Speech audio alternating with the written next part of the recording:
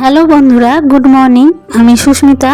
আমার আরও একটি নতুন ব্লগে তোমাদের সবাইকে স্বাগত জানাই। কেমন আছো তোমরা সবাই? আশা করি তোমরা সবাই খুব ভালো আছো। আমরাও খুব ভালো আছি।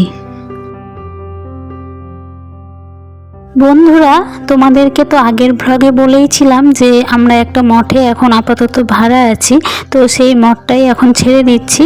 তো যাবার আগে তোমাদেরকে একটু মঠের চারপাশটা ঘুরে দেখালাম, আর যে রুমে আমরা ছিলাম সেটাও দেখিয়ে দিলাম।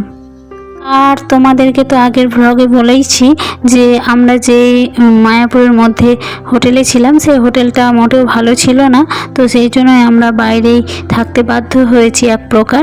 তো এখন দেখো আমরা সেখান থেকে বেরিয়ে পড়লাম সকাল সকাল। আমাদেরকে সকাল 9টাতেই রুমটা ছেড়ে দিতে হয়েছে, আর তারপরেই আমরা ফেরিঘাটে চলে এসেছি। তো এখন ভাগীরথী আর জলঙ্গি নদীটা পার হয়ে যাচ্ছি আবারও ওই পারে, মানে নবদ্বীপ ধাম ঘুরতে যাবার উদ্দেশ্যে। তাহলে বন্ধুরা, ভিডিওটা তোমরা প্রথম থেকে শেষ পর্যন্ত দেখতে থাকো। আশা করি ভালো লাগবে, আর ভালো লাগলে অবশ্যই একটা লাইক করে দেবে, আর খুব ভালো লাগলে একটা কমেন্ট করে জানাতে ভুলবে না বন্ধুরা। পরবর্তী ভিডিওগুলো বানাতে আমাকে অনেকটা উৎসাহিত করবে তোমাদের একটা কমেন্ট। আর এই তো তোমাদের সাথে কথা বলতে বলতে আমরা তো নদীর এই প্রান্তে পৌঁছে গেলাম। তো ঘাটের পাশেই চলে এলাম বলতে গেলে। তো শেষবারের মতো আরেকবার মন্দিরটা দর্শন করে নিচ্ছি বন্ধুরা। তো যে নতুন মন্দিরটা এখন তৈরি করছে সেটা এখনও দেখা যাচ্ছে, ওই যে দূরে দেখতে পাচ্ছ।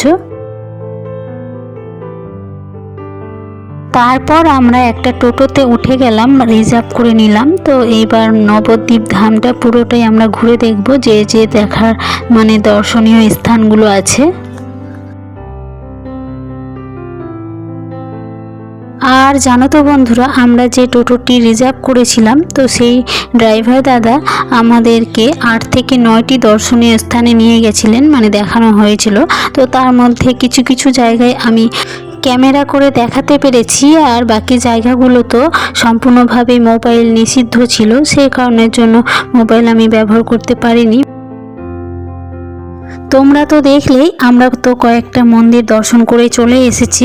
তো এইবার এসেছি নবদ্বীপ ধামের সবচেয়ে বড় মূর্তিটি দেখার জন্য, আর তার সাথে তো এখানকার সাইড সিনগুলো খুবই সুন্দর বন্ধুরা। এত সুন্দর দৃশ্য দেখে মন ভরে যাচ্ছে, মানে মন মুগ্ধ হয়ে যাচ্ছে। তো সামনে থেকে না দেখলে বুঝতে পারবে না বন্ধুরা, এতটাই ভালো লেগেছে আমাদের। আর জানো তো বন্ধুরা, আমার শাশুড়ি মা না এখানে আসতে প্রথমে তো রাজি হচ্ছিল না, তো পরে থেকে তো রাজি করানো হয়েছে, আর তারপরেই এসেছেন। তো এখানে এসে উনি এতটাই খুশি হয়েছেন বলার কথা না বন্ধুরা। না আসলে মনে হয় অনেকটাই মিস করতেন।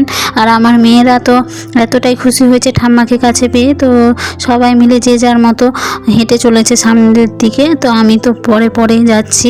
তো আমি যেহেতু ক্যামেরা করছি সেই জন্যই পরে যাচ্ছিলাম। তো ক্যামেরা এখানে অ্যালাউ ছিল বন্ধুরা। তো তারপরে দেখো আমরা একটা বিষ্ণু মন্দিরের ভেতরে মিউজিয়াম আছে, তো সেইখানেই চলে এলাম। তো মিউজিয়ামের ভেতরে অনেক কিছুই দেখার জিনিস ছিল, তো সমস্তটাই তোমাদেরকে দেখালাম। আর সাথে আমিও একটু সময় নিয়ে পড়ে পড়ে দেখছিলাম, ব্যাপারগুলো বুঝছিলাম।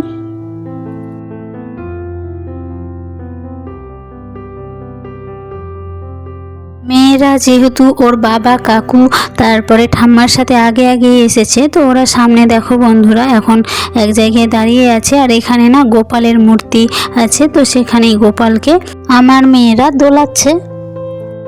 এখান থেকে বেরোনোর শেষে রাধা গোবিন্দকে দেখে নিলাম, তো সেটা অসাধারণ লাগলো বন্ধুরা। আর সব শেষে আমরা সোনার গৌরাঙ্গ দেখে নিয়েই আবারও চলে এলাম স্টেশনে। তো স্টেশনে এসেই বেশ কিছুক্ষণ বসে থাকতে হয়েছিল। দুপুরের লাঞ্চটাও আমরা স্টেশনের পাশে হোটেলে করেছি। আর তারপরে দেখো ট্রেন চলেও এসেছে। তো আমরা রিজার্ভেশন করে রেখেছিলাম, এর আগের ব্লগে বলেছি।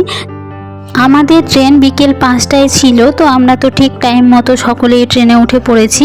আর এখন অনেকটাই সময় পার হয়ে গেছে বন্ধুরা, ট্রেনটা তো অনেকটাই ভিড় ছিল। তো এখন প্রায় 8:30 মতো বাজে, আর অনেকেই ট্রেন থেকে নেমেও পড়েছে। আর দেখো বন্ধুরা, আমরা ফারাক্কা ব্রিজটা আবারও পার করছি। তো এখন দেখো ট্রেন পুরো ফাঁকা হয়ে গেছে, যাত্রীরা প্রায় অনেকেই নেমেছে। তো এখন আমার মেয়েরা দুজনে আছে, তো ওরা পুরো ঝিকঝিক খেলা খেলছে। আর আমার শাশুড়ি মা আমরা সকলেই খুব ক্লান্ত হয়ে পড়েছি। আর যেহেতু ট্রেন পুরো ফাঁকা, সেই জন্য আর যেখানে ইচ্ছে মতো বসে পড়ছি। বাড়ির কাছাকাছি চলে এসেছি বলাতে মেয়েরা তো ভীষণ খুশি হচ্ছে। তো চলো, এখন 9:30 মতো বাজে, তো 9:35-এ আমাদের ট্রেনটা থেমেছে। তো চলো আমরা ট্রেন থেকে নেমেও পড়েছি। আজকের মতো বিদায় নিচ্ছি বন্ধুরা, আবারও একটা নতুন কোনো ভিডিওর সাথে দেখা হবে। ততক্ষণ পর্যন্ত তোমরা সবাই সুস্থ থেকো, ভালো থেকো।